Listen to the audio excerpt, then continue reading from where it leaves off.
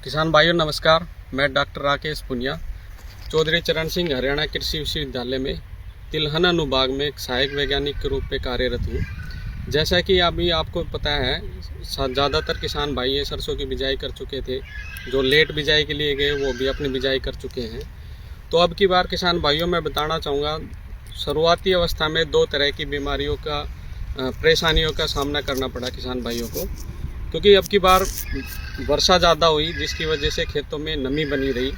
तो एक जड़ गलन रोग की समस्या देखने को मिली, और एक जहाँ पे नमी ज़्यादा थी और जो हम रिलेटिव ह्यूमिडिटी जिसको बोलते हैं आर्द्रता वो ज़्यादा होने के कारण एक डाउनी मिल्डू जो फूलिया रोग है उसके सिम्टम्स देखने को मिले किसान भाइयों के खेत में। तो उसी को मद्देनज़र रखते हुए हमारे विश्वविद्यालय ने हर 15 दिन के अंतराल पर एक एडवाइजरी इशू करते हैं किसान भाइयों के लिए।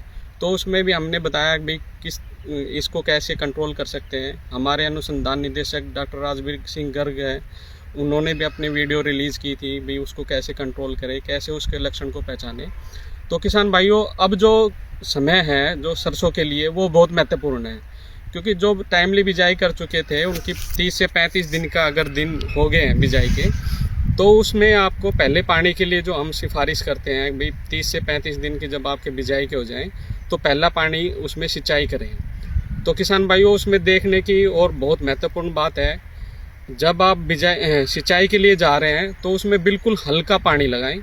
पानी एक तो खड़ा ना रहे, जैसे ही एक खाड़े में पानी आप दे देते हैं तो उसी पाड़े का दूसरे पाड़े में उतार दें।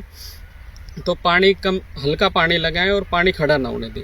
अगर जहाँ भी पानी खड़ा हो गया तो जो मैं अभी बता रहा था जड़ गलन वाली समस्या जो सीडलिंग स्टेज पे आई थी, तो वो फंगस है वो उसका इनोकुलम खेत में ही है। तो जैसे ही अगर आप पानी ज़्यादा लगा दोगे या पानी कुछ देर तक खड़ा रहा उस खेत में, तो उसमें दोबारा से वो बीमारी के लक्षण दिखाई देने लगेंगे और एकदम से पौधे मरने स्टार्ट हो जाएंगे। तो उसको मद्देनज़र रखते हुए एक तो आप तो पानी हल्का लगाना है और खड़ा नहीं होने देना है, और दूसरा जो हमारी सिफारिश है इसी दिन पे जब आप पहली सिंचाई करते हैं तो 35 किलोग्राम जो यूरिया थी, जो पहले आपने 35 किलोग्राम बिजाई पे डाली थी, और जो बची हुई यूरिया की जो डोज है वो आपने अभी पहले पानी पे देनी है। तो अभी 2 दिन से जैसे हम देख रहे हैं, हमने अपना विश्वविद्यालय के जो ई मौसम ग्रुप है उसमें भी किसानों के मैसेज आ रहे हैं। एक हमने अब की बार हमारे डॉक्टर राजवीर गर्ग की दिशा निर्देश में सरसों का भी एक ग्रुप बनाया है। उसमें बहुत सारी किसान भाई जो सरसों उगाते हैं, अच्छी पैदावार लेते हैं, तो उनका भी हमने एक ग्रुप बनाया है, व्हाट्सएप ग्रुप। उसमें भी किसान भाइयों के कुछ क्वेश्चन आ रहे हैं कि भाई पहला पानी कब लगाएं, वो मैंने अभी बताया ही आपको। दूसरा वो जो क्वेश्चन जो वहाँ से आ रहे हैं, कुछ किसान भाई क्या प्रैक्टिस फॉलो करते हैं कि यूरिया के साथ कार्बनडाजिम जो हम 45 से 50 दिन पे जब हम कार्बनडाजिम का स्प्रे बताते हैं छिड़काव, तो वो यूरिया के साथ मिला के छिट्टा दे रहे हैं। तो आप ऐसा ना करें, क्योंकि कार्बनडाजिम एक सिस्टेमिक फंजीसाइड है, फफूंदी नाशक है, उसको आप यूरिया के साथ मिक्स करके ना करें। अगर जैसे ही आपने यूरिया के साथ मिक्स करके किया तो खेत में तो चली जाएगी, पर उसका इफ़ेक्ट है जो उसका प्रभाव होना था वो ख़त्म हो जाएगा। उसको लिए आप सबसे अच्छी प्रैक्टिस है वो आपका फॉल स्प्रे छिड़काव ही करना है। तो उसमें जब आपके 45 से 50 दिन की जब क्रॉप हो जाए तो कार्बनडाजिम 1 ग्राम दवाई 1 लीटर पानी के हिसाब से, अगर 1 एकड़ में 100 से 150 लीटर पानी लग रहा है तो 100 से 150 ग्राम दवाई का उसका छिड़काव करना है। और इसी दवाई का दूसरा जो स्प्रे है हम बताते हैं 65 से 70 दिन, जब आपके बिजाई के 65 से 70 दिन हो जाएं तब उसी दवाई कार्बनडाजिम 50% WP इसका छिड़काव करें।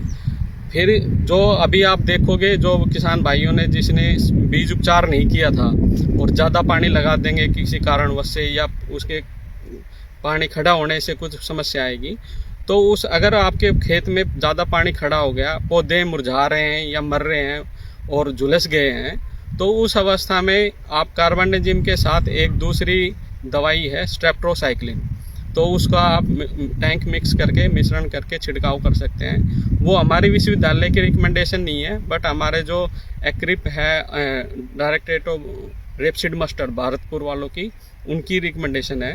तो उसमें आप जो कार्बनडाजिम की सेम जो दवा है वो रहेगी 1 ग्राम दवाई 1 लीटर के हिसाब से, और जो स्ट्रेप्टोसाइक्लिन का है वो आपने जैसे 100 लीटर पानी लग रहा है तो 30 ग्राम दवाई डालनी है। तो 6 ग्राम दवाई 20 लीटर पानी के हिसाब से होती है। तो 100 लीटर पानी में 100 ग्राम आप कार्बेंडाजिम डालें और 30 ग्राम उसमें स्ट्रेप्टोसाइक्लिन, तो उसका छिड़काव कर दें। स्ट्रेप्टोसाइक्लिन की वजह के अलावा आप दूसरी भी यूज़ कर सकते हैं, COC जो कॉपर ऑक्सीक्लोराइड है, वो 200 ग्राम उसकी डोज रहेगी, 200 ग्राम 100 लीटर पानी में, तो उसका भी आप छिड़काव कर सकते हैं। तो जो ये पानी देने के बाद जो मरने की समस्या आती है, तो उससे आप बच सकते हैं। तो आज की वीडियो में इतना ही था। जैसे जैसे आप क्रॉप बढ़ेगी, हम किसान भाइयों को हर 15 दिन में हर समस्या किस स्टेज पे क्या स्प्रे करना है उसका भी हम बता देंगे। और भी हमारे जो KVKs हैं वहाँ भी आप फ़ोन करके भी पूछ सकते हो, सैंपल ले जाके भी पूछ सकते हो। और हमारे ई-मौसम ग्रुप है, हमारा व्हाट्सएप ग्रुप है, उसमें भी आप भेज के अपनी समस्या निदान कर सकते हो।